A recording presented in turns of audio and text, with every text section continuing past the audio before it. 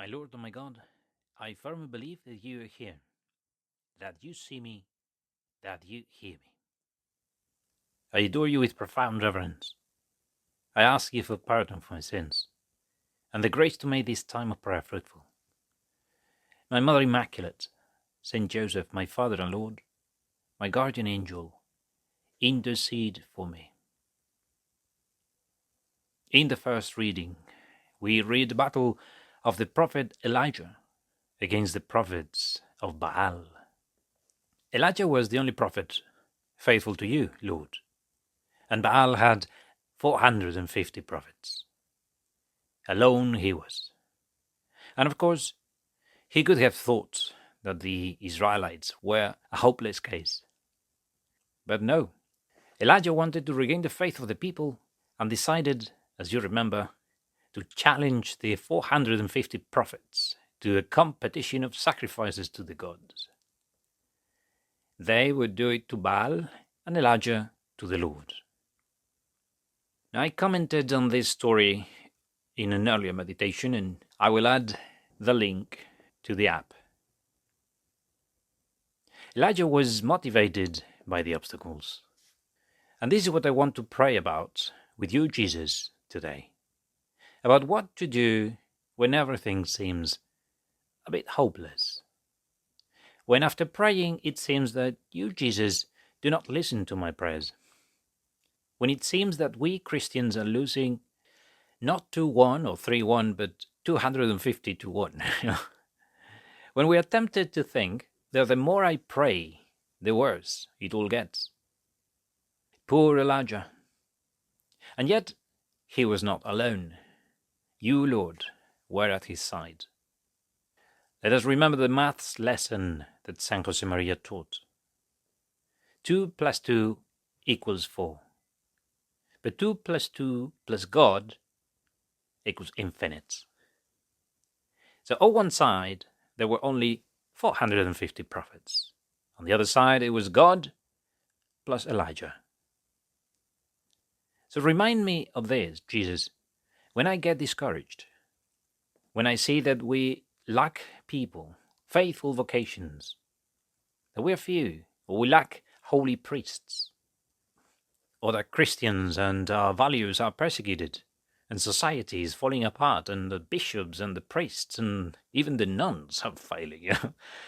Look, let me remind you of a story from London, from where it happened.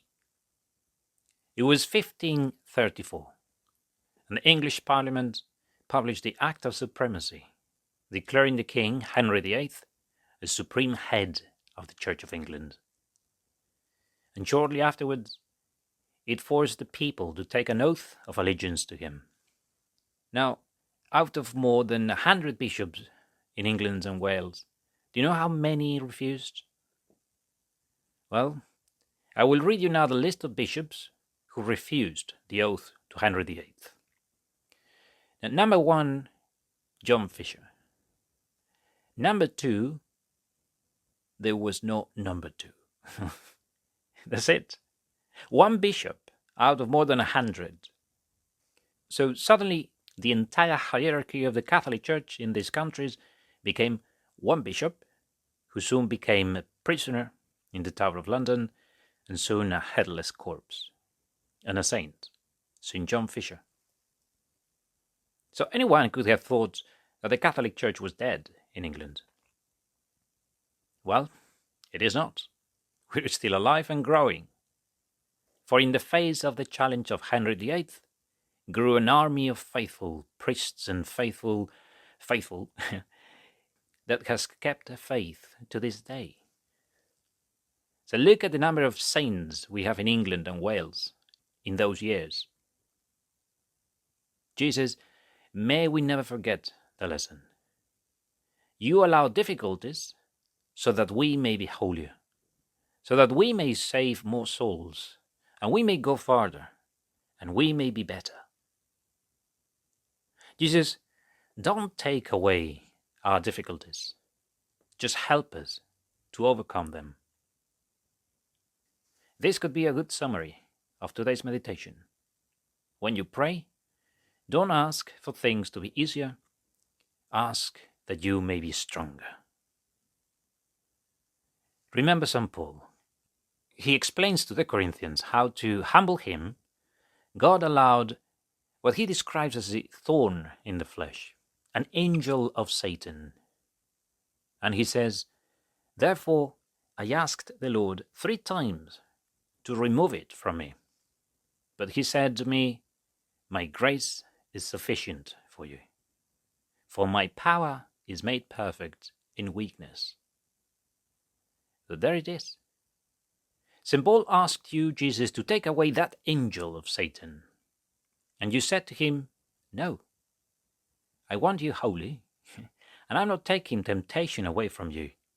I'm going to give you the grace to overcome temptation." So much the better. Of course, imagine you want to run a marathon, but right now you are not able to run more than 5 kilometers. Now you can make 2 wishes. One, to reduce the marathon to 5 kilometers, or 2, to get in shape and be able to finish the 42 kilometers, 195 meters. Now, let's not be afraid of temptation. Don't ask for less temptation. Ask for more grace. Don't ask for things to be easier. Ask that you may be stronger. That is why we don't ask you every day, Jesus, to remove our temptation. But with your words we say, "Lead us not into temptation." The lesson of Elijah. He confronted those 450 prophets, and finally the whole people fell down and began to shout, "The Lord is God, the Lord is God." So Jesus, may we never be afraid of difficulties. May we never be intimidated by the number and the strength of the difficulties and temptations. But may we never lack your grace to overcome them. We cannot do it alone. 2 plus 2 equals only 4. But 2 plus 2 plus God is infinite. Yeah, of course, we are few. Well, my grace is sufficient for you. You tell us, Jesus.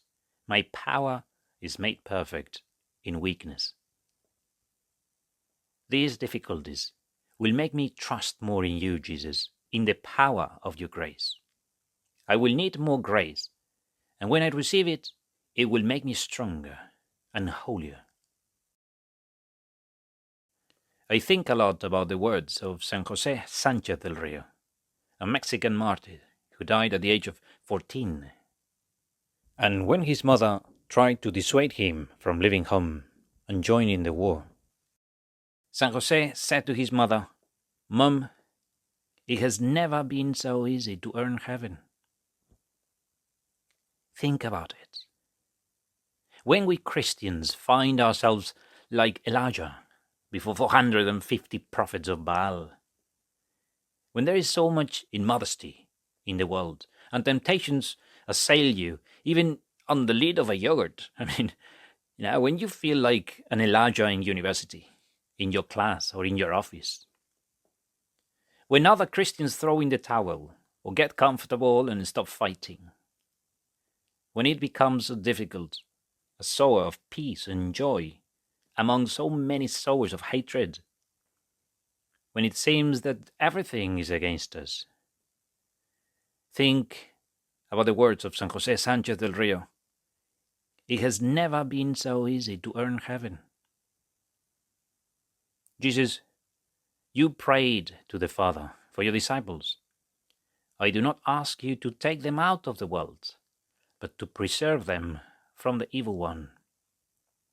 As if to say, I do not ask you to take them out of the battle, but to protect them, to fight with them, to give them strength and the weapons to overcome the evil one. My Immaculate Mother, may your children never be afraid of difficulties. May we never feel intimidated by the enemy. May we never be afraid of temptations. But may we never lack the grace of your Son. May the strength of God be made visible in our weakness. We do not ask for things to be easier. We ask for grace to be better. I thank you, my God, for the good resolutions, affections, and inspirations you have communicated to me in this meditation. I ask you for help to put them into effect. My Mother Immaculate, St Joseph, my Father and Lord, my guardian angel, intercede for me.